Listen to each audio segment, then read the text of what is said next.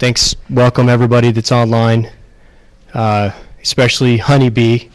She's watching from Washington, D.C., so I don't know if there's other people from around the country, but she's checking in with us. She used to be here in Utah. So we're excited to be here tonight for our second LaunchUp. The logo says number 1, but we just forgot to change it, so it is number 2. Hopefully we can learn something cool about a couple of really great companies and help them out tonight. And I talked to several people that came last time that they just came to listen, and they said that they were able to glean something about entrepreneurship, and that's kind of what we're trying to do here is make it a community-based forum for helping companies and for talking about entrepreneurship. A couple things first. So I need to thank some people. So we have a group of us that are trying to shepherd this along, and there'll be more people added to it over time. But Brock Blake and Steve Spencer, Chris Knudsen, Matt Smith, Blaine Nelson, Dave Gray are some of the guys that took some time last week to sit down with these companies. Clay Perkins, who's here, who offered his help. He's an MBA student, and he's helping us on some LaunchUp projects this summer while he's back here in Utah. Clark Weiniger, who's our AV guy. Stuart Goodwin, who does all the logos and everything for the site, and Megan, who's my assistant. Dave and I and Blaine's assistant. She kind of keeps us on the right path and helps us out a lot. And then finally for tonight, Dave Gardner from Merrill Lynch down in Provo helped us secure this facility here at the Utah Association of Counties, and his dad, Brett Gardner, who's the director here, wanted to thank them a lot for letting us use their location so that we can do these things. A couple other things. So there'll be another LaunchUp. So LaunchUp 3 is coming sometime in July, second or third week of July most likely. More details on that are coming. We need companies that want to come to LaunchUp and present. We want companies that are willing to in a community forum, for better or worse, that gets recorded for the world to see forevermore, on the interweb. We want somebody to say, look, I'm willing to tell you a lot about my business. I'm willing to share a lot of details about my business, because that's the only way that any of us will be able to help out. And then, just launchup.org. You can follow us, RSS, email updates. You can follow us on Twitter. We're at LaunchUp. And that's how you can stay in touch. And if you need to get in touch with us, there's information on the LaunchUp site on how to do that. So one other quick thing. Last time, I want to talk just a second. The community feedback is great. We have JD here tonight from TweetBooty. He's going to talk in just a second about how LaunchUp 1 helped the company out. But there's a difference between criticism and constructive criticism. And there were several things last time that definitely were just criticism. And that's not what we're trying to do. It's, we're not trying to just point out companies' flaws. We're happy to point out flaws as long as you have an idea or a solution or a way to help them with their flaws. So that's just something that we want it to be very much a spirit of cooperation and help. So try to, do that, especially online, in the chat. It tends to go to the criticism road more than the constructive criticism road. So anyway, the last LaunchUp, we featured 2 companies. We featured Entice Labs and TweetBooty. And Entice Labs was able to, one of the things that they let us know is after the event, they were able to find 2 advisors for their company that they've added to their official advisory board, and they're out continuing to try to raise a round of capital, which is very difficult this time, but they felt like being at LaunchUp and having those advisors help out was something that was really important. And then I'll let JD come and take a few minutes and talk about TweetBooty's experience with the first LaunchUp, and hopefully going forward we can kind of report on what these companies are doing and keep tabs on who we're trying to help out. So JD, come on up. JD Gardner from TweetBooty and other ventures. Yeah. Hi, everyone.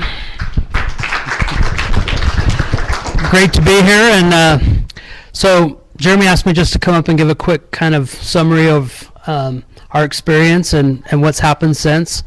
One thing I can say is, my involvement with TweetBooty is kind of helping the guys get the business off the ground and giving them some capital and some resources. And so part of what we're trying to do is find out pretty quickly whether an idea's got legs and can get to market and can kind of become a sustainable business. And if it can, then really push some capital and some resources behind it to make it happen. And so I almost look at TweetBooty as a way to get really early feedback on ideas as much as anything, as well as maybe help shape those ideas in real time. And so we had a lot of, TweetBooty, in case you don't know, it's basically a mobile marketing platform that leverages potentially email, SMS, and social media channels like Facebook and Twitter. And I think in the presentation, a lot of people gave me the feedback that they really were excited to see the admin platform, but we didn't have quite as much time to delve into the features of that. And so people were kind of thinking this is really mostly based on Twitter, when in reality the platform can do much more than that. And I think people also were really focused on kind of this name TweetBooty, and they were like, hey, is there some sort of, is this like a porn site, or is this some sort of sexual innuendo, or what's going on here? And so the point of that is intentionally trying to be a little bit edgy, targeting the college demographic, and in that way can hopefully rise above a lot of the noise that's just kind of out there on Twitter. But overall, I would say those were some of the main kind of points of feedback, and very helpful to kind of just hear that feedback from the community. A couple other things that we benefited from just kind of coming out of the meeting. We enjoyed the networking. I think Mike actually had a really good time and experience presenting to a group and trying to concisely communicate what it is that we feel like the opportunity is, and then get that feedback. And then coming out of it, we had people say afterwards, hey, we want to be salespeople for your company, and even commission only. We really think we can sell this, and we've sold other things to kind of local businesses. So that was helpful. Based on the feedback, we realized that there's a massive opportunity in not just actually being the service provider in the branded company, but also providing the platform and the service for other companies that are already doing marketing to the same demographic. And so we actually have a couple of different partnerships that are well along in terms of progress, and we're really excited about those. We think those are probably almost as impactful and valuable to the company as anything.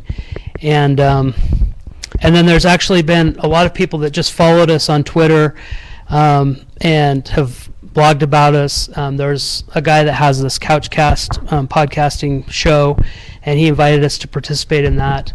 And so overall, I think just our awareness factor and the feedback and the kind of the business relationships have been very, very constructive. So I don't know if that's kind of what you're looking for, but I would definitely say LaunchUp is a great service. It's a great platform, and I think we need more of this type of stuff where entrepreneurs in the community really helps each other. A lot of what we have, I think, is driven by service providers and people that want to kind of make money or have some agenda, where I think where it's entrepreneur to entrepreneur, it's a little more pure in terms of how we can help each other build businesses. And so I'm really excited about it from that standpoint. Thanks. Thanks, JD. I forgot to announce a couple of things. If you're going to tweet, we use the hashtag #LaunchUp. There's no wireless tonight. We apologize for that. This is a government facility, and there's some concerns about security, so they wouldn't let us open up the wireless. So hopefully everybody saw on the site that if you wanted to be online, you needed to bring an air card or your phone or something like that. And if you do have that, you can go to doba.acrobat.com/launchup2, and that you'll get online and you can chat away. So, but we will be passing the mic around for Q&A tonight, which is different than the first one. So, all right, we want to jump into the company section. We're going to try to spend a little bit more time. We're going to spend 5 minutes or so and let each company give us a quick overview of their business, and then we want to spend a good full 20 minutes doing Q&A and talking about things. And again, there were several of us that met with each company last week down at DOBA and Orem and talked through a lot of things, and so we'll try to guide that and chime in if we need to. So, but I'm really excited. I think I know actually, because I had a couple of people talk about they're like GPS for kids and moms. I mean, it's kind of like, what's that doing, with LaunchUp. But I can tell you, both of these companies are ones, I when we were able to pick them, they were very impressive. And I think what they're trying to do is actually incredibly unique and challenging, and has some significant potential to be, to be a great startup and a continuing going concern here in Utah. So we're going to get started, and the chat, we record the chat online so everybody can kind of see it later. But we're going to start with Amber Alert GPS. I'll let them tell you kind of more about the background of the company. We have two people from the company, Russ Thornton and John Boyd are here tonight. And Russ is going to kick it off, and then we're going to watch a little video, and everybody cross your fingers that the technology works this time. If it doesn't, we're going to go firebomb Adobe's headquarters out in San Jose. And one thing with that, with Amber Alert, they can tell you more about their business, but I can tell you as a dad of a 5-year-old and a 3-year-old, losing my kids is something that is terrifying to me.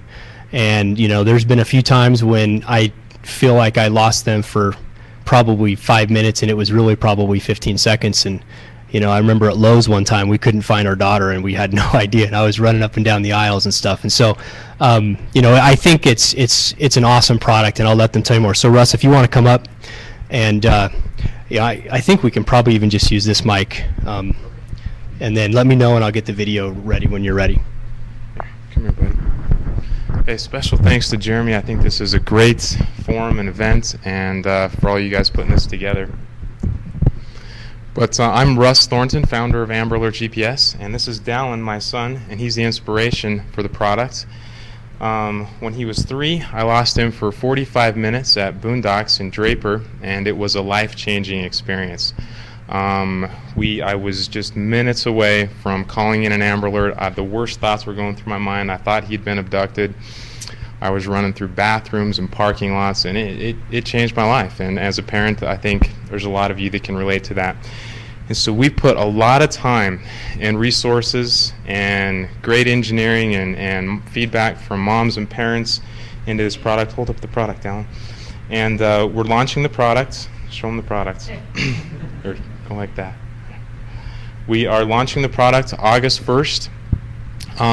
What's special about this product and company is we partnered directly with the Amber Alert system, the founder of the Amber Alert National System, and we're excited to showcase this product. It has been designed for moms, for parents, easy to use, efficient, accurate, and reliable, and solely built to track and find your kids. So Jeremy, with that, let's launch the video. This is a new spot that just recently highlighted us, and the anchor does a better job in explaining than I do.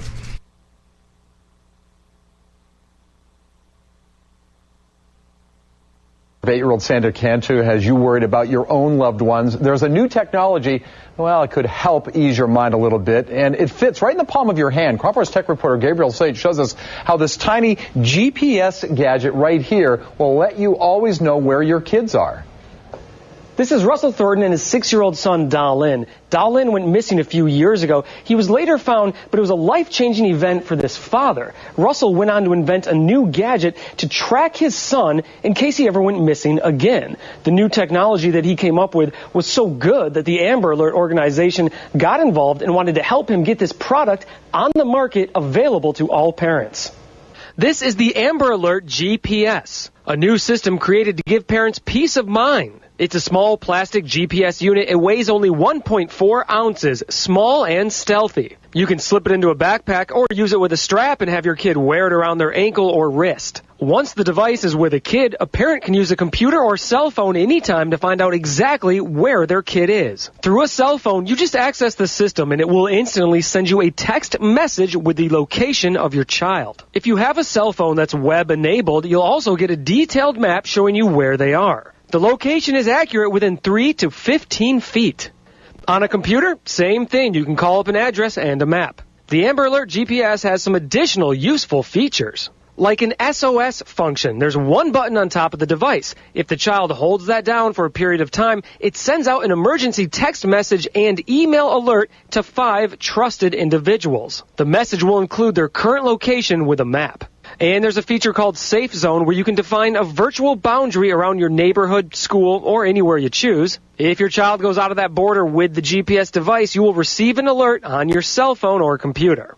The Amber Alert GPS system goes on sale in May. For more information, log on to cron4.com and look for my tech page. I'll link you up. Gabriel Slate, Cron 4 News. So some of the feedback since this.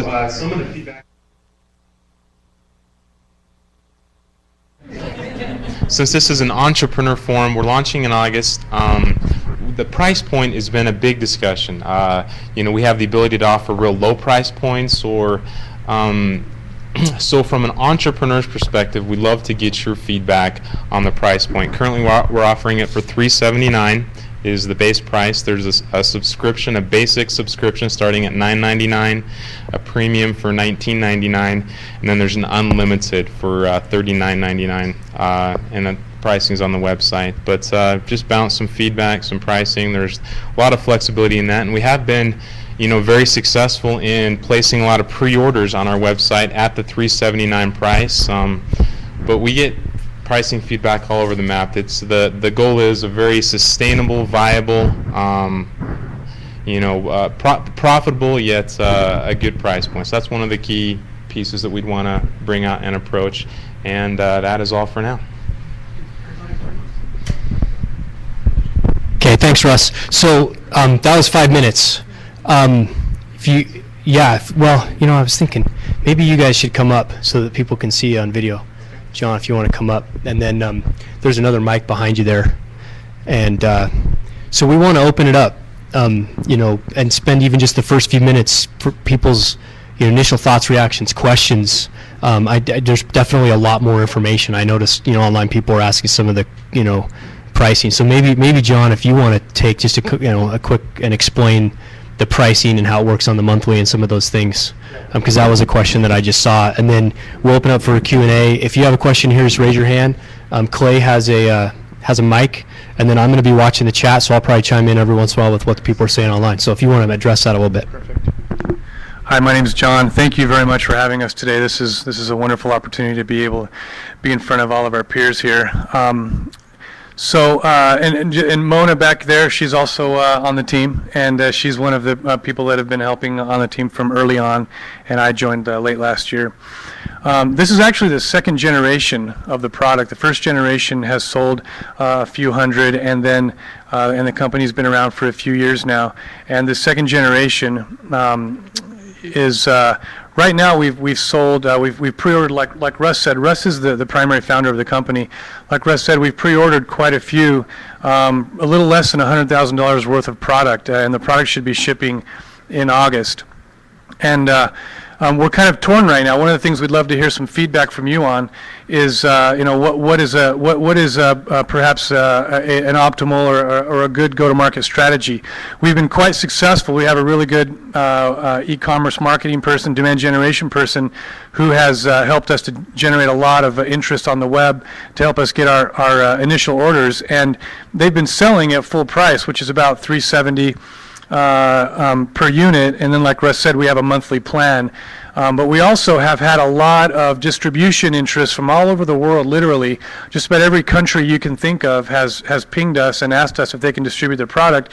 And many of these distributors have said that they'll order a minimum of 10,000 units right off the bat to be able to have all of India or all of Turkey or all of Brazil or whatever it might be. And so we're trying to kind of figure out what's the best go-to-market strategy. Should we continue to sell online for the first maybe a few thousand units, and then do more of a channel distribution strategy in a second phase, or should we kind of blow out a whole bunch of volume right off the bat with our distribution channels? Maybe have a lower price point, maybe have lower profit margins, but have higher volume. So that's kind of one of our initial challenges that we'd love to hear some feedback on, not only e-commerce versus distribution model, but also price point. Is the price too high? So far we've seen very little price barrier, but maybe that's because those are primarily early adopters, people that are feeling a lot of pain. And maybe as we go along and try to get some critical mass, maybe that'll slow down. So we're trying to grapple with some of that stuff. So I'll throw that out to the listeners, and Go ahead. Yeah, I want to add one thing to that real briefly, and that is one of the things that you'll notice as we kind of regrouped after the first launch up, and you'll notice is a little bit different about this launch up, is really, if you look at the logo of Launch Up, kind of the vision that Jeremy had behind Launch Up is a barn raising. How can we all help? So you'll notice that both of the companies that present today are doing more than just giving you a sales pitch. Really, we're trying to make everybody in Utah not only aware of what's here, but have an opportunity to pitch in and help.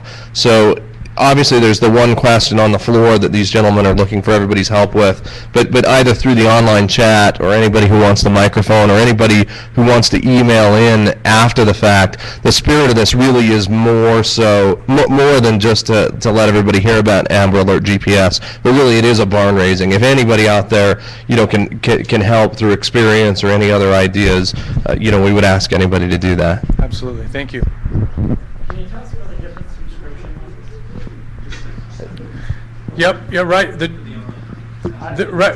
Go ahead. I just want to know about the different subscription levels. Yeah. Okay. So let me fill in a little bit on that. So there are 3 subscription levels. There is a 10, a 20, and a 40. Basically, and it's all based on the calls that you make out to the unit. So we didn't really go into a lot of detail on this, but the way that you really are going to use this unit, this product, is you're going to use your cell phone, and you're going to text commands to the cell phone. You're going to text, for example, zone 1000, which would give a 1,000-foot perimeter around wherever the GPS unit is, and so that if your child goes out of that unit, it'll send you a call, a text call. So outbound text calls and inbound text calls will count towards your subscription plan. And for each level, you get X amount of texts for each plan. Does that make sense? Sure. So can you describe it? So 100 for the basic, $10, 300 for the $20 unlimited all day. Sorry. Yeah, sorry about that. So 100 for the basic, 300 for the $20 subscription, and then unlimited is unlimited text. You can ping it all day long, every day. Per month. Is that per month per device? Per month per device. Per device. Lady in the back, yeah. So I want to know if you want to make money on the product itself or on the ongoing. Well, I'll back up a step. There's a lot of talk online right now about continuity programs, and you put numbers to that, and that gets really exciting. Mm-hmm. And so I'm wondering, what about a lower price point and just charge a little bit more on the monthly ongoing, because that's a continuity program. You guys are living the dream. You've got fantastic built-in, lifelong customers. So your feedback is lower the upfront cost and carry that. Just think about what your back goal end. is. Is it to sell that product, which is fantastic, or is it to sell the continuity part of it? Well, we're this is the launch, and so we're open for it. Right now, there's been no feedback. I mean, we're getting sales, pre-sales, pre-orders, cash down, and so yeah, well, that's great feedback. Thank you. Please. I would lower the price point to encourage families with multiple kids, and I would flatten the tiers maybe and take it up to $19.95, something like that. It's one of those expenses like your cable that you stop thinking about after a while. It's a known expense every month. I would flatten the tiers, and I would take my price point down on the units to a penny over cost, to encourage as many out there as possible. And I would also go for the biggest rollout as possible, again, to encourage the continuity, because the more out there, the more people will be signed up. Thank you. Seed the market. Thank you. Go ahead. It seems a little rich to me too, but I have more than one kid, and so I think I'd want to see volume discounts. Yeah. My real question is about your relationship with Amber. Is that a licensing arrangement with them? Do you pay them some sort of fee to use their? No, so Bruce Siebert is actually the pioneer of the Amber Alert system nationwide, and he has a foundation called Amber Alert Global. It's a nonprofit foundation. Our relationship is we donate a percentage of our sales to the Amber Alert Global Foundation. I ask that because my specialty is cause marketing, which is kind of what you're doing there. Okay. And I think that can help you mitigate some of the pricing concerns a little bit. Cause marketing does work in that regard. Thank you. I'm sorry, just real briefly to add something to that. I know on some of the ideas that we had talked about, I don't mean to put you on the spot, you'll forgive me for this, but if there's anybody online or in person or anyone who would be willing to donate any level of services to help get things jump started for these guys, I mean, obviously that's very much in the spirit of what we're trying to do here as well. So I'm trying to think about how I would use this, and I have a 5-year-old and 18-month-old boys, and I think there's two related questions. One, how am I practically going to keep this thing on those two, which doesn't seem easy reflecting on it. And then two, as this becomes ubiquitous and people know what it is, if I kidnap some kid, right, and I know he's got this thing, I'm getting rid of it like first thing. So how do you mitigate that sort of thing? Well, there's no perfect solution, but this is light years better than anything you've experienced so far. And so we have accessories we're passing around the room. Take a look at some of those, and if your child takes it and throws it in the mud by their own will, or if an abductor takes it and loses it, you're out of luck. But we are going to call on the ingenuity of parents here. We've got moms sewing it on the inseams of pants, and don't underestimate moms and dads that want to keep track of their kids. So partner with us, help us find a great solution, but keep it on your kids. So I was kind of curious also, where are you with any kind of IP protection, patents? Is there anything there that you've done? Is there anything in exclusivity with the carrier? Because I take it you're working with a particular carrier or somebody to do the back channel. And then even with Amber themselves, the organization, is there any exclusivity there? Because I think that's going to be a big impact on whether you want to try and saturate, get the name out there, and work it off the annuity stream rather than trying to make the money on the upfront device. If you become the de facto and everybody uses your brand and that solution, it's going to be harder for the Chinese knockoff to show up and take you out. But if you don't have the protection in place, and you're going to hold on to a price, it seems that, the technology that you're using, there's some innovation there, but as you know, the technology itself isn't something that's really, really that complex. So we have a trademark underway. We'll be the owners of Amber Alert GPS, strong partnership with Amber Alert Global, and 2 design patents they're underway, but it's kind of the perfect convergence of cell phone. AT&T is the backbone. We've partnered with AT&T, so the coverage is real strong.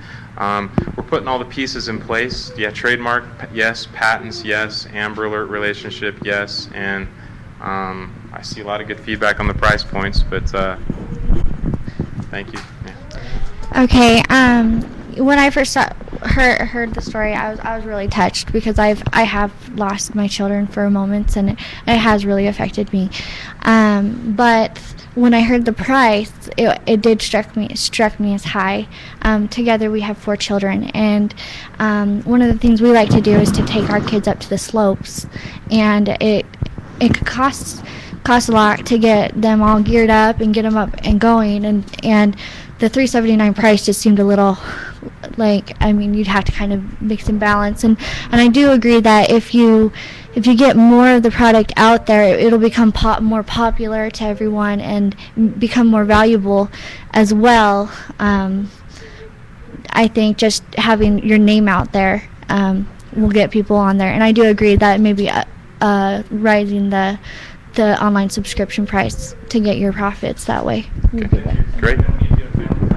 Another vote to lower the price. Okay. So one of the things I'm curious about is substitute products. So you've got like Google Maps on your cell phone, and you can do friend locations. Mm-hmm. One of the opportunities building on the continuity process is why not release it as a software platform and license it to cell providers? Mm-hmm. So even though you've still got your device and that is still your core piece, maybe take a cue from Redfly locally and say, okay, now we've got the software platform and we can license that, adjusting some of these concerns associated with the cost issues, but at the same time combating competitive influences through maps and apps. So one key piece to that is, your cell phone cell phones use what are called the triangulation technology to locate where you're at, and you could be up to 1 mile, 5 miles, even 10 miles off on some of these triangulation locations. We are one of 2 devices on the entire market that uses real-time GPS tracking. So we haven't and it'll give your last known location. So let's say you go into a canyon or an underground parking garage, it's going to give that last pinpoint location. And so the majority of cell phones, I'd say close to 9 out of 10, unless you have a true GPS reception a chipset in there, aren't going to give you the real-time location. But that's a great feedback as we progress and go forward, licensing, opening it up, the open Google Maps. Thank you. I'll weigh in on price point before I give you my other comment. But times 3, I just had my 3rd kid. I was like, and then like, what if I lose it? And then I realized I could just GPS and find it. Took me a second there, but I honestly like subscription models, subscription-based models. I think is where your money's going to come from in the long term. So I would so bring that price point down. Okay. And also, this is me just being like a PR, fanatic. But all of a sudden, it makes wealthier families able to track their kids, and those that aren't in a higher earning income bracket, it puts that a step away from them. And I think from your brand perspective, that could hurt a little bit. But then just from my company standpoint, I would offer, on our end, we're todaysmama.com. In Utah, we're utahmama.com, so we have your target audience. When you guys get ready to launch, I would offer, advertising and a promotional package or something. So get in touch with me, and we'll put something together to launch that out to our databases. So fantastic. Excellent. Great. So this maybe a little context to this price question. We knew that this is something everyone would have an opinion on. I think one of the things we'll find out with LaunchUp is somebody gets up here, and if you guys actually started explaining how the GPS code works, there's maybe like 2 people in the room that would could actually help with that. But something like price, everyone in the world can say it's too high, it's too low, it's whatever it is. But a little context that these guys explained to us is this idea that they really believe in growing their business organically, just based on past historical experiences with some other companies. They want to grow this as fast as they can.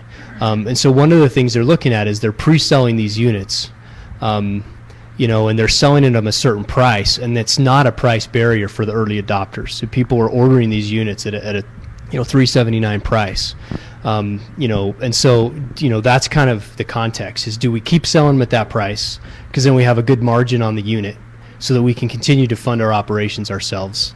Because if we sell these things at cost and then we have to run underneath subscription revenue for a year or 2 years, and that starts to scale it all, we can't the lead times and ordering these things from China. Does that make sense? You run into some pretty operational type challenges. So yeah, so I just wanted to throw that out there. I definitely think the pricing discussion, we have another 5 or 6 minutes to talk if you guys want to talk about something else, but that was a little context.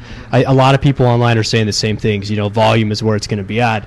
Sell them for, give them away and make it up on the volume, do the cell phone deal, lock people into a 2-year contract, things like that.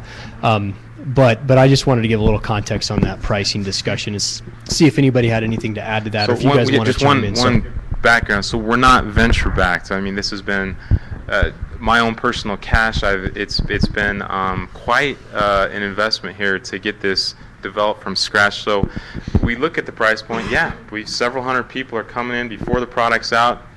Pre-buying this thing. People don't pre-buy. It's been. So we're struggling with that. If you were in our shoes and you're getting these higher margins, would you lower it right away, or would you?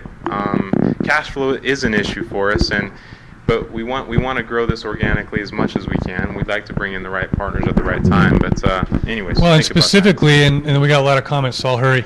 But specifically, the lady over here in the back, you mentioned like $1 over cost, which that's different than giving it away or selling it at $5 a unit or something, where we'd have to really capitalize to do that. If we can at least break even on it, then that's going to help us, and then make it up in the residuals. And so, but we do have to think a little bit about capitalization, because it's an angel invested organization with personal cash, and it's not venture backed, and we'd like to keep as much of the company as we can for as long as possible. Other questions or other comments? Go ahead, and then we'll set this over here. Yeah, first off, Be careful of this. It's not that much more slack. Great business, great product. I think you guys are destined to succeed at some point. And I just wanted to maybe just pitch in my 2 cents on the distribution model. With distribution, well, my first question is, do you have the capital or the team in place now to capitalize, at least domestically, handling it yourselves? Through distribution channels? Uh-huh. So, I mean, we're talking volumes of 10 and 15,000 units. We're not talking, I mean, we've been approached by Walmart for, 100,000 units, and no, we're not in that position, but Right. 10 to 15,000 units, yeah. Okay, so my second point is that to capitalize on distribution effectively, you have to find distributors that can execute, and you have to depend entirely on their execution. And so I would just say that from personal painful experience, you go through several nightmares to hit the dream come true distributor. So maybe focusing domestically and taking care of that while growing your business, because you also have to have a marketing infrastructure in place in several different languages if all of a sudden you are distributing internationally as well. Right. You take a lot out of your control, right? Yeah, thank you. Thank you. So I'm a parent, so I can sympathize with the kid situation. I have 2 little kids, a third on the way. But I'm also a geek, and I'm staring at this thing now for a while. And I have one question about the device itself. You mentioned that if you hold down the SOS button, right, it emits a signal. If you're a kid, how do you know when you've held it down long enough that that's turned on? There's nothing to indicate that has transpired. No light or anything that says There you're is good. there is a blue light transmission. So Okay. Yeah, it's 4 seconds, and there's a little blue light. Active units. No, but I was just looking at it, I was like, there was nothing obvious to me that jumped out. And the other question I think kind of stemmed to something earlier is that this could be an interesting device for all sorts of things. I've been reading through your FAQ, and you're talking about luggage and stuff like that. Have you thought about expanding beyond just like SMS and just a general internet-based API where people could write additional software and tools and integrate it with other technologies that they might be doing, as opposed to just strictly focusing on the Amber Alert side of things? That's a great question. We own the domain Silver Alert GPS, and the rights to that. Silver Alert is when an elderly person goes missing. We own Pet Alert GPS for pets. But the thing is, I lost my kid. That's why I built it. Amber Alert GPS it's a special relationship. We're not tracking luggage or assets right now, but right now it's kids. But this is similar to the comment back here, which is that's probably a phase 2, and that makes sense. We have to obviously grow legs first and kind of get phase 1 out, but that sounds like a good phase 2 idea, to get it out in masses. Let's see, I think do we have a microphone in the back? Really quickly, I'm just trying to think through as a parent what the upkeep pain is going to be. I mean, I can't keep batteries for my Wii charged up. What's the battery life with this, considering that it's doing constant GPS lookups? 24 hours? 24 hours. So if my kid suddenly runs out the door to play with neighbors, I got to make sure that one of these is ready to go? There's a give and take. We could have a 7 to 10 day battery if you don't want real-time tracking. You're going to come back to me after trying the product, though, and tell me, I want real-time tracking up to the minute. That's your safest bet. So if you charge your cell phone every day, get in the habit, charge your GPS every day. You don't want to compromise on real-time tracking. And it's going to be the parents that are going to have to be in charge of that. I mean, my cell phone's always charged up because I always charge it at night. I never have a low charge on it. Go ahead. That really segues into my next question. How does the tracking work? Is it constantly sending a message back to some sort of server setup that you've got, or is it only responding to when I ask questions? It logs a location every 60 seconds. In the back? So I have 2 questions. The first is I keep hearing us talk about early adopters. I guess I kind of wonder what the makeup of your customer is, because most parents I know are interested in not having their kids kidnapped, and I wouldn't necessarily throw them all into early adopter status. So I wonder kind of if you know anything about the current status or the current makeup of what your customers are that have ordered so far. Yeah, we moms ordered this product, and so Mona takes the calls every day. Do you want to just? I can yell. You got to talk to the mic, or people who are remote will hear you. Okay. Yeah, I take the calls. I hear from everyone. I hear about a lot of freaked out single parents that are afraid of their exes coming to take them. I hear that. Grandmas that are now, a lot of grandmas that are raising their grandchildren. The parents out to work, so I hear from grandmas. A lot of autistic parents have runners. I hear from a lot of them. It's just sad stories. Their kids are lost all the time. So I hear from just any kind, there's no age. It's like young moms to grandmas to a lot of autistic, a lot of special needs.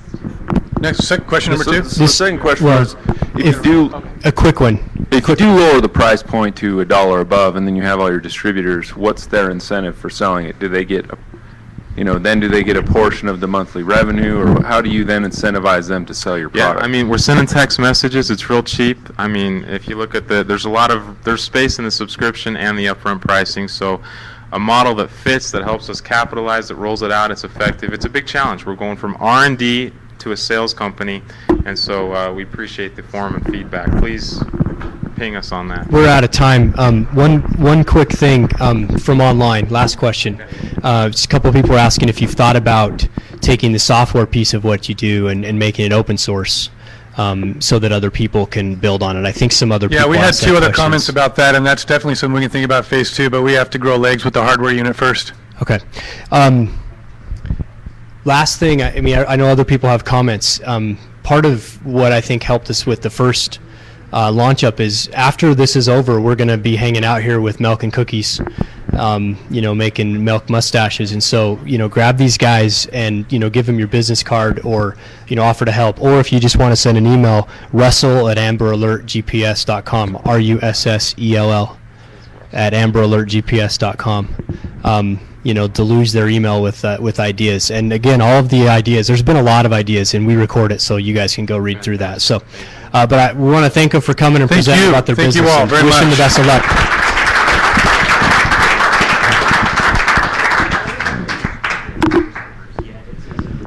All right, we're going to shift gears. And I think our next company presenter will definitely be talking with these guys afterwards. It's not coincidence that we picked the two companies that are kind of related a little bit based on who they're trying to market and target to. So our next company is today'smama.com or Today's Mama. And we have Rachel Hersher with us tonight. And I met Rachel at this event in Salt Lake called Ignite. And if you don't know what Ignite is, there'll be another one probably in the fall. IgniteSLC.com. It's one of the funnest things I've ever done. Okay.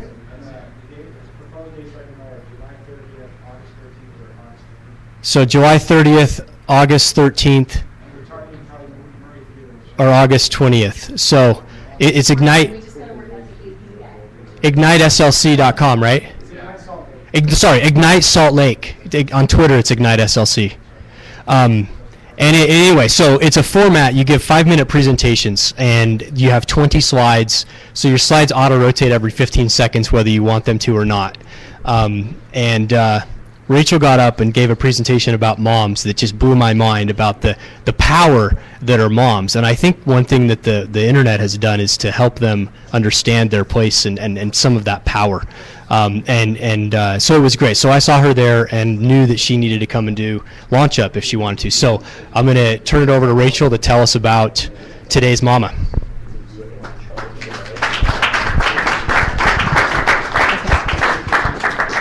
And so for anyone that wants to find the YouTube for the Ignites, you can go to Ignite Salt Lake City, or if you Google Rachel Hersher on YouTube, only click on the Ignite one, because there's another one that only like 15 people have viewed. That's for a reason. I am like very pregnant, and you can't even tell who I am. I prefer that people don't look at that one.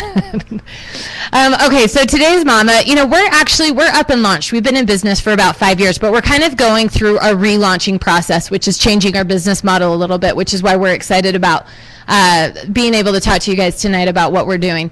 So a little bit about us. We're an online community for moms, and we're also a publishing company. We were founded in 2004, and we were founded really on the back of our handbooks, which is a reference guide for moms and families based on region. So in Utah, we were the Utah Mama's Handbook. We have 150,000 handbooks in circulation across the country in 13 different markets when it comes to the books, but then we also have 29 online markets. Next slide. You got to move fast.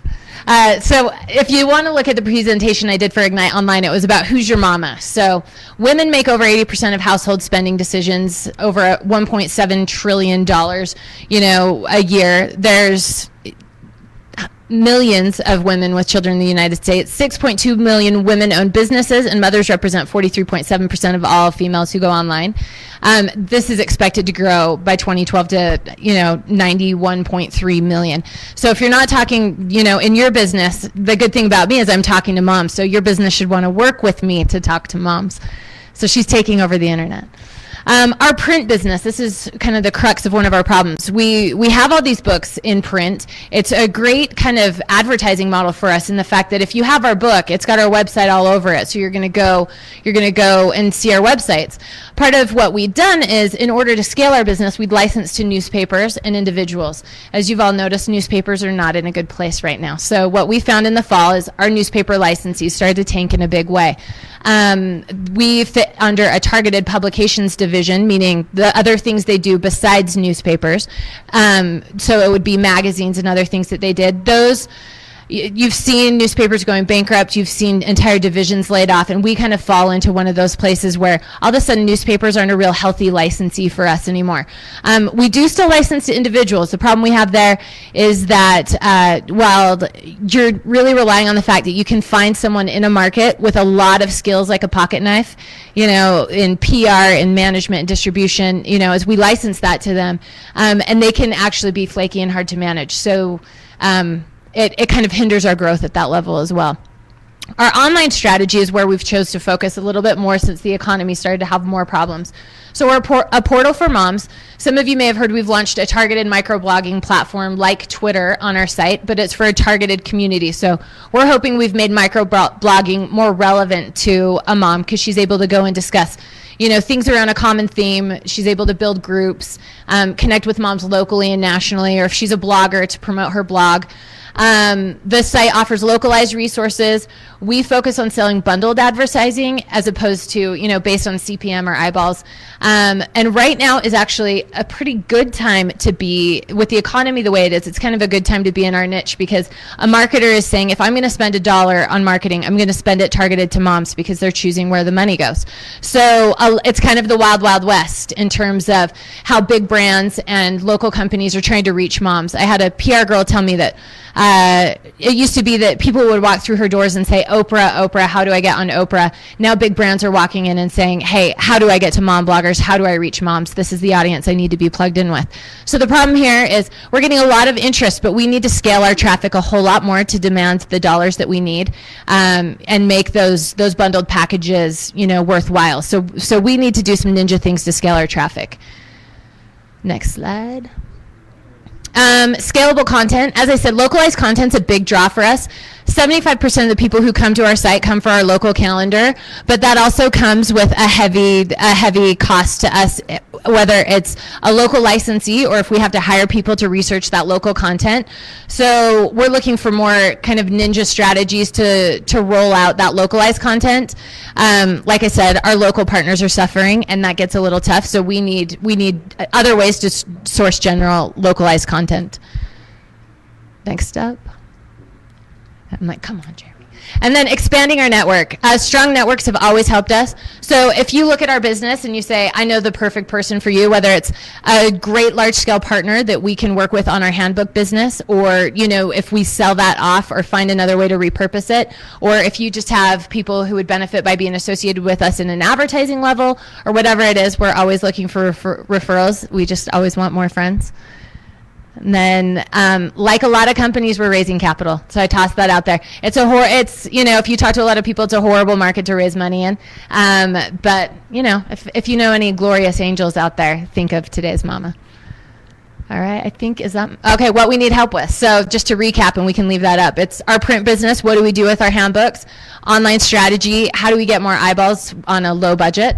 Scalable content, working, to find more localized content, expanding our network, and raising capital. So I'll toss that all out to you.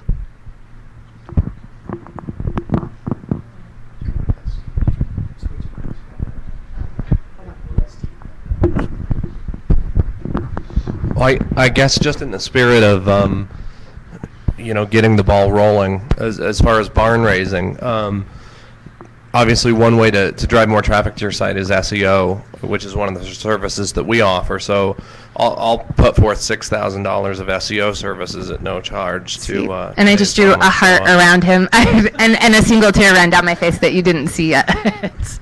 So. No, that's a huge help, and that's actually something that we've never had a big budget to do. So when you see our site, there's so much SEO that can happen there. Thank you. Of what your advertising package was? You said it wasn't CPM, CPC, affiliate model. From the media side, what exactly are you making money on? Perfect. So instead of just selling banner ads, what we do is, a local example I could use is Mosey. So we're working with Mosey, and they've came and said, hey, we want to reach local moms. So our moms to, with our backup service. Mosey is online backup. So we came up with, we almost acted like an agency in a way, and we said, okay, here's the campaign. It's Baby's Got Backup, and we have a branded online campaign that goes across our site. We also have newsletter blasts that go out. We then brokered like 10 bloggers to review the Mosey platform. We'll promote it on our social media networks over Twitter and Facebook. So we kind of create this comprehensive package. We can do a live online chat on our Twitter style platform on the site, and then we'll run in our tech department on the site an article about backing up and what your options are, and that will be authored by Mosey that will run. So instead of just saying, hey, here's your banner ad campaign, we're going to roll out an entire campaign with our partners and our social networks and our website, instead of just saying, hey, we're going to serve your ad to X amount of people. So I just want to add, again, we talked with Rachel last week, and I think the analogy that I came up with is that her business is a business that needs to create fly paper so she can attract enough flies that she can then have these unique and compelling ways to work with someone like Mosey who wants to put their product in front of flies. So I think any questions or thoughts and ideas around the idea of the two pieces of that is, number one, what do you need to how do you build your fly paper? What are moms looking for? And then second piece of that is, well, what are the kind of unique and compelling ways that you can systematically and scalably build a platform and a company around doing that. I mean, the Mosey example is great, but it's also customized for Mosey, which is good and bad. So I just wanted to add that context and see if anybody has any thoughts or ideas around that. So did you have something? And then yeah. Hi, Rachel.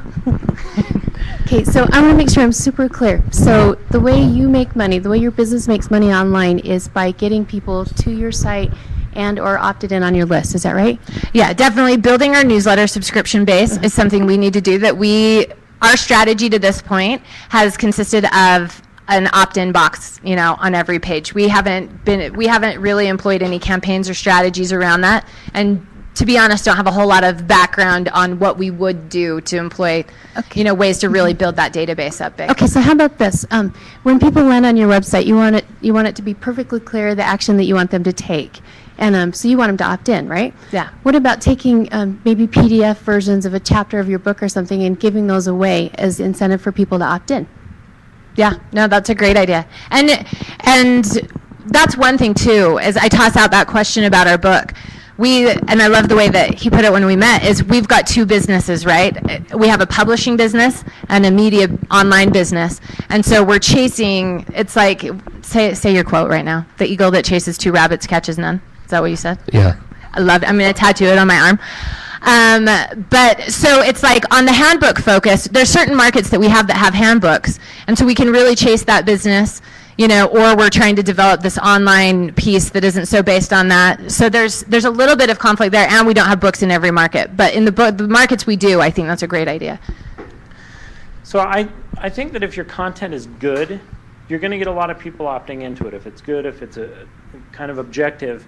But if it appears as just a sales pitch, I don't see a lot of people opting in. And I'm curious how you want to address that sort of an issue.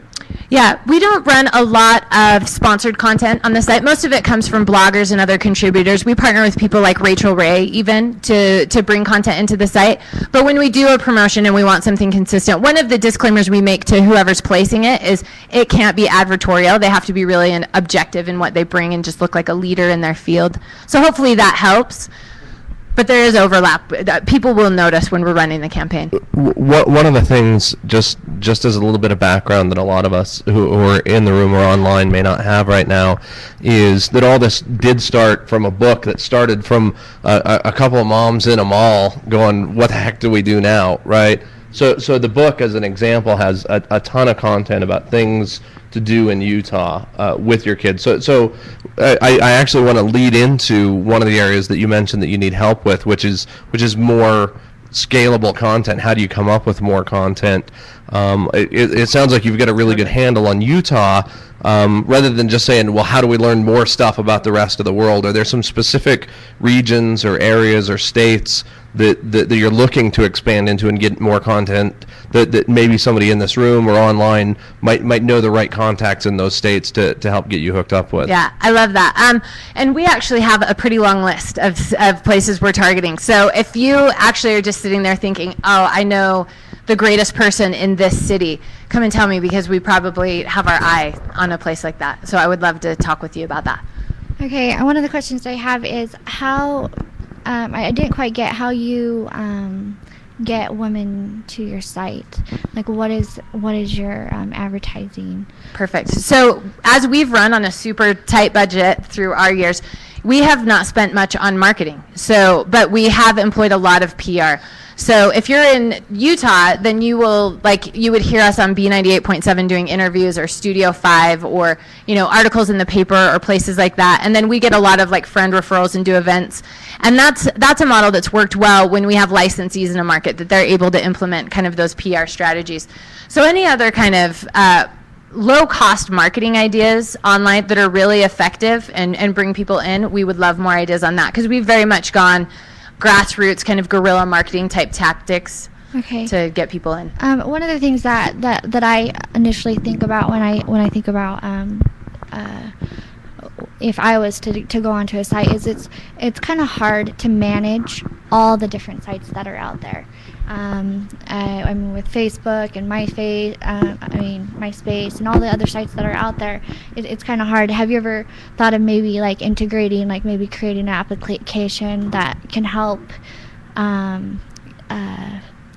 women who are on Facebook or MySpace easily get to your website and not have to manage multiple different sites like that? Yeah, and I think there's some cool applications we could develop based on that. So if any of you know really good Facebook app developers that are totally value priced, send them our way too. But I think there's definitely some compelling things. If you could get updated events to your phone every day for your market or your location, that could be an incredible drawing. I was just wondering how much lift you get to your website from your newsletters. Let's see. So we have the open rate on our newsletters looms between 20 and 30%, which at first when I heard that number I was really depressed about. I was like, why is it not 80%? I was so sad. And then I learned that was actually a pretty decent open rate. Right. But if I could get that open rate to 50%, that would be awesome. I don't know if that's in the realm of possibility, but people click a lot on our polls that we send out. We really do get good click-throughs on our newsletter. So if we could grow that newsletter database a lot bigger, that would help us in a big way, because I think we're delivering compelling content. So the reason I asked that is because if you considered the quality health model, they've been able to grow a massive website and basically from their newsletters, but it's all through lead generation. So they'll just go out and promote just signing up for their newsletter, name and email address, and then they'll be able to market back to those individuals, pulling them back in for promotions like you're doing with Mosey and other companies. See, lead generate, I'm just going to lay it out, we're so weak on lead generation. So anyone I can talk to about that would be... I'll talk to you later. Thank you. Yeah.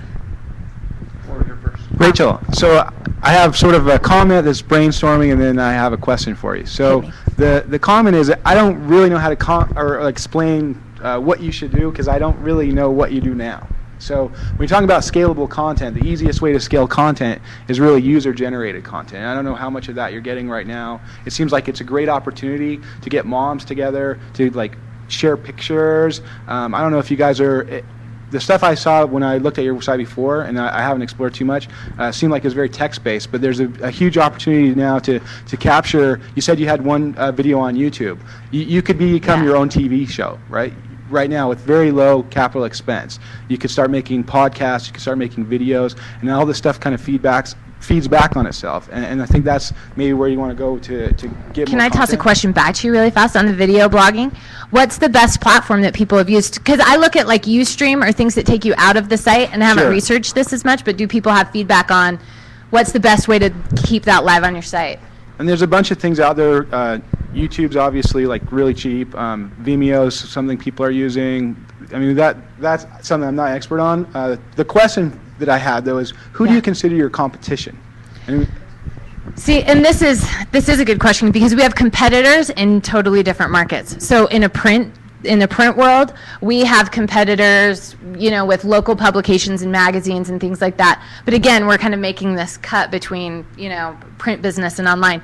In our online, we're anywhere from online social networks for moms like Circle of Moms or Cafe Mom, and then kind of niche local sites, that people launch. So part of our goal is to say, hey, we're going to bring the best of local and the best of national right next to each other. So you can come to our site and you can get local recipes and, Rachel Ray or, different bloggers contributing, but then you can also get like your local feed of events and local articles and things like so that. on that, I mean, I'm just brainstorming here, but can moms like just put up the recipes that they want? Like I live in Utah and I want to put up some recipe that's my grandma gave me or whatever. Yeah. Can you do that right now? Not a lot right now. They can add an event to the calendar. There's not a lot of ways that they could contribute an article or a recipe or other content. Scale content is user generated, right? So Yeah, I love that. When you say local, how local do you mean? And I guess I struggle with KSL, Media One stuff. How local do you, when you say local, are we talking, Utah to me is Ogden to Provo. You get outside that, you got St. George, and then you get news sources of KSL, KTV, and the Media One properties. Yeah. Or are you looking local as like all of a sudden Sandy moms can get together and talk about like school-related issues? So the ways that we scale that, so we consider Utah, Ogden, and Provo too. I'm sorry, Southern Utah people, if there's anyone on there, we love you too. But so if you go to our calendar, you're going to see a lot of events and information like, okay, it's Free Zoo Day, or it's, that local, it's this festival this weekend, or it's this. But then on our social network that's kind of Twitter, it's Twitter-like, I should say, you can form groups. So really quick status updates and stuff like that with moms in different locations, but you would have to search it. It's probably not organized in a really friendly way in terms of search.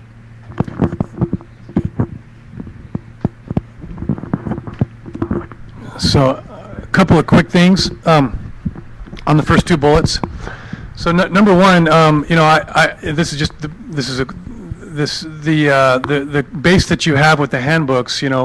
I don't think we want to dive into it right now, but rhetorically, what can you do with that base? What can you convert them online? How many can you convert online? Can you get them to refer? Can you, are some of them bloggers? How much do you know about your base? We all know that the best way to increase our business is through our current customer base. That's the cheapest way to do it. That's number one. Number two, to me, if you're going from print to online, this is all about, we can talk a lot about lots of different ideas specifically to create more demand on your website, but I don't know what your company makeup is in terms of employees and what kinds of people are doing what in the organization. But if you don't have somebody that is dedicated 100% all day long to just doing demand gen online, then I think that, then you need to, in my opinion, tomorrow or even tonight, go find that person, give that person 50% of your company, and let that person rock and roll. Because this is all about getting somebody dedicated with online demand gen. Thing about demand gen online is it's a work in progress and it's trial and error, and you're always learning new things. And so you got to have somebody heads down just cranking on that every day, all day long. Yeah, so I need a cheaper way than 50% of the company to get all that information. I said 5% instead of 50%. Okay, I like that. I thought you were just saying no stop.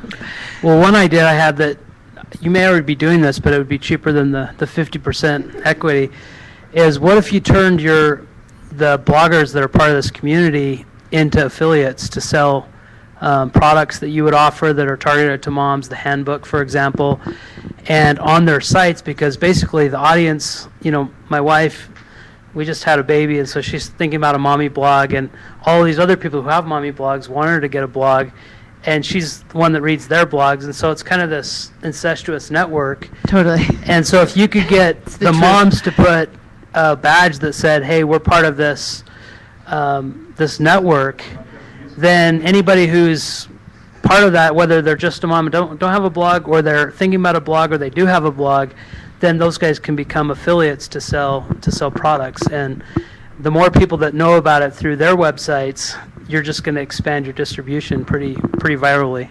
Yeah, no, I like that. And easy affiliate programs, talk to me. Like, we don't.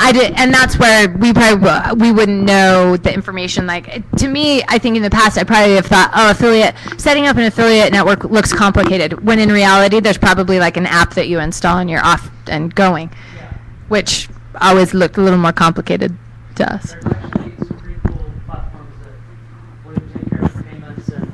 Like that, so I can talk to you about that offline. I have some. Okay, I would love that. One Thank thing you. from online, and I'll add my 2 cents. And other people have said this is, I think it was Jesse that was talking about leveraging Facebook, and I think one of the keys for today's mama, and again, several people have said this, is you don't want to have to create anything, right? There's such a powerful networking thing. I mean, the reason that moms, hopefully this doesn't sound bad, but I think the reason moms are embracing the internet so like impactfully and so forcefully is because traditionally, in a traditional view of a mom, they stayed at home and they didn't have a voice outside of their own family. And the internet tips that on its head, and it gives them a chance to communicate and to connect, but they're doing it already on things like Twitter and on Facebook. And you don't want them to look at today's mama as another place where they have to do that. Totally. They're doing it with blogs. My wife puts the blog out there, and why does she do it? Because it's her 30 seconds of fame. And it's not even just women and moms. It's why do I do a blog? Why do I mess around with something like that when I have probably a million things that are more important to my time? It's like it's my 10 seconds of fame. And I can tell people I put up a cam about robins and whatever it is. But moms can do that, but you don't want to have to compete with the way it's already going. You want to sit on top of all that other stuff and say, the foundation of connections, we're not building that. We're building the layer that sits on top of it that's targeted for moms, so that people like Mosey can come into our layer and actually target moms, because they can't do it very well with things like Facebook and stuff. Yeah. So that was a thread that's been going that you'll see, when you go through the online stuff. We have time for a couple more questions if anybody has a couple more things. Okay, I'm perseverating about your opt-in box, Rachel. I know. Okay, talk to me about I it. really think with a business like yours, because you're providing an awesome service, right? Mm-hmm. People ought to give up their name, their email address for that. And because if you have that, if you think of it as a business, this is your livelihood. If you want to sell it and you have a list of a couple hundred, that's worth nowhere near what a list of 100,000 would be to you. Yeah. When you go to sell a business, and I'm assuming at some point you'd like to. And then if you have that list, then you can do more push marketing. You're not reliant upon Twitter and Facebook and stuff like that. You've got their email address. You can send them newsletters with things that you're selling. And if you sell, if you have a list of 100,000 people and you sell a $5 item, there's some nice cash. And so I really think gear your website towards that list building. Give snippets of blog entries, and people have to opt in to read more. On the site itself, I'm assuming there's probably a picture of you. I've seen it. There's it's been a actually while. not a picture of me on the site, There except should on be. the About Us page. On the About Us, there's a little picture. Yeah, just gear everything on that site. Have an arrow pointing at the opt-in box. Have a picture of you, looking kind of at the opt-in box. But get people to opt in. Build up that list. Okay. Just really quick on raising money as well. I try to ignore kind of the general economic downturn buzz, and maybe stay away from formalized angel groups. Those guys, their portfolio's down, they're kind of hurting, they're licking their wounds a little bit. Mona, who's never raised money before in her life, raised $200,000 for our company through her private $300,000. She's like, come on. She's never raised money before in her life. She raised $300,000 just from a private individual, And then another lady in the organization who's never raised money in her life just raised $200,000 through a private individual as well. So you can raise money in this environment. Yeah, that's awesome. You rock. I just asked. Okay, last question. I do have a bit of a bias here as somebody who works for a company that hosts millions of blogs, but and a wife who blogs. Yeah. There definitely is a potential area there for creating those sorts of networks that are highly targeted towards women. One complaint I hear a lot about from my wife is that there's not enough girly-looking WordPress themes for her blog and things like that. So I have a bit of a bias because of my employer, but I think there is a potential there for that sort of highly focused market. Yeah, well, and one thing we've thought of, just toss this out, is there's a lot of talk about blogger reviews, and we've talked about putting together a blogger review board so people could be a part of it and put a badge on their blog that says, hey, I'm part of this, and when we get companies that ask us for reviews, we can filter it out to a targeted niche, within those bloggers. So what I also have to figure out is how to scale that so that network is valuable and something I can work with. Or is that the last one? Or you have a really good one. The heat is on. Do one more. Organizations at school because it is hyperlocal, and then the hyperlocal websites like the Hello Metro family of websites. They're each based in a city, and they each have events, restaurant reviews, attractions. I don't think it would be hard to partner with them to put on a mom section on sites like that with sales, things at the petting zoo, things specifically targeted to mothers. And I think the general URL is just hellometro.com. Oh, cool. Thank you. Okay. To get the PTA to give me like $500,000. Yeah. No, we can do fundraising. Sorry, you can go. No, go ahead. We've talked about fundraising with the books, but again, that falls into our argument of books versus strictly online, right? And how to tie that together. And so we've been focusing more online. So it's an interesting, we're kind of in this battle and argument between our business models. What about leveraging your online platform as a communication tool for the PTA? Say, hey, use us to communicate. Can you repeat that? Yeah, repeat the question. Yeah. Or repeat. So the question was using the site as a platform so that someone like the PTA could use it to communicate to their members and to their organization. Look at you two. Yeah, no, I wonder if anybody does have a minute to check out our Connect.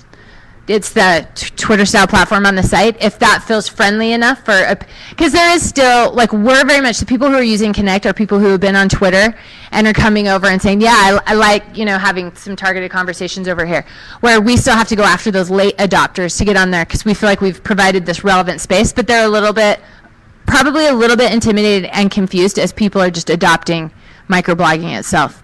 But I think we could leverage that at some point. Okay. Thanks, right. Rachel.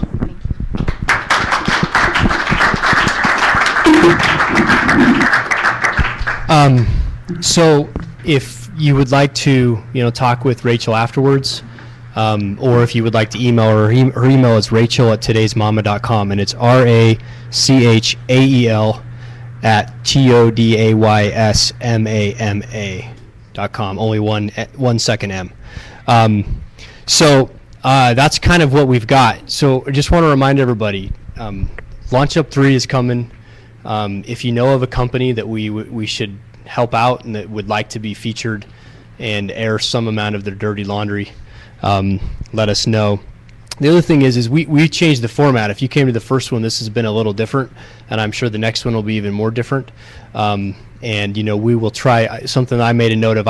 I really would like it if we can make it work so that everyone in here can participate in the chat and ask questions, because the beautiful thing about the chat is it's one-to-many. I mean, you can have 100 voices talking at once, and and it blows by you and you don't know what's happening, but then later you go read it and it's really valuable. So I think next time we'll for sure make sure we have wireless and everybody can bring laptops and can make it all work. Yeah, did you have a... Yeah, we do archive them. The whole thing, everything, the video, everything is you can go watch it later. So, and we can break the chat out separately, which we will do and send to each of the companies. So if you know of companies, or if you have ideas for the formatting, or ideas for LaunchUp, you want to help out, you can email me, jeremy@jeremyhanks.com, and we definitely would like your help. I noticed that Dave came in. Dave, if you want to raise your hand. Dave from Merrill Lynch. So thanks to him for helping us get the event or the location. We now have, we didn't do pizza this time, and I know that Scott's a little upset by that. You see all, when you can watch Twitter and chat, you can see everything. What we decided to do, based on who we had here, and for one company that is very much targeted for moms and another company trying to serve moms, so we brought cookies and milk. And so thanks to Rachel, she brought all the cookies, and then Steve from 12 Horses brought the milk. And thanks for coming, everybody online. We'll sign off, so thanks for participating, and watch the website for the dates for next time. Thanks.